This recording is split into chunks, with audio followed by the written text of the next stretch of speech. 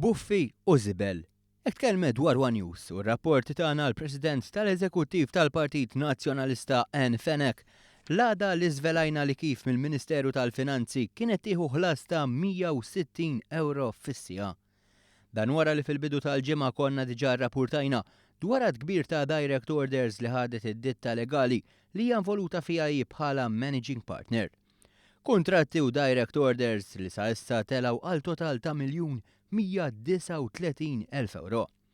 206 biċċa xogħol minnhom ingħataw b'direct orders.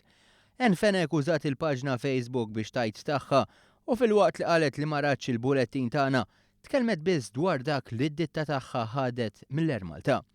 Filwaqt li żiedet what rubbish, x'żibel u dan għax irrappurtajna il-fatti.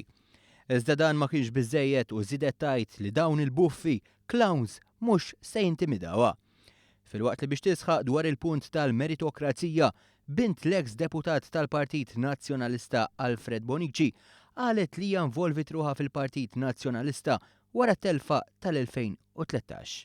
Xi ħaġa li ħadd ma merija tant li kwotajna kritiċi tagħha fil-Partit Nazzjonalista jgħidu li ma setax tinvolvi ruħha direttament qabel għax kienet wisq imħabbta taħdem id-direct orders. Direct orders li nataw mill-gvern ta' Lorenz Gonzi u Simon Busuttil li lil Anne Fenech kienu jafuha sew.